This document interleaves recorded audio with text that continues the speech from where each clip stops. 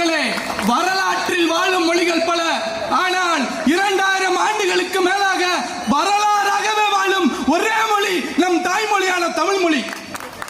கல் தோன்றி மண் தோன்றா காலத்தே வாளோடு முன் தோன்றிய மூத்த குடி நம் தமிழ் குடி என்று புறநானூறும், எங்கும் உளதெந்தமிழ் என்று கம்மனாலும், யாம் அறிந்த மொழிகளிலே தமிழ் மொழி போல் இனிதாவது எங்கும் காணோம் என்று பாரதியாலும் தமிழுக்கு அமுதென்று பேர், அந்த தமிழின்ப தமிழங்கள் உயிருக்கு நேர் என்ற பாரதிதாசனாலும் புகழப்பட்ட நம் தமிழ் மொழியானது கல்வெட்டிலே பிறந்து ஓலை சுவடியிலே உயிர் பெற்று கையெழுத்தாக பயணித்து இன்று கணினி வரை வாழும் ஒரே மொழி நம் தாய்மொழியான தமிழ் மொழி.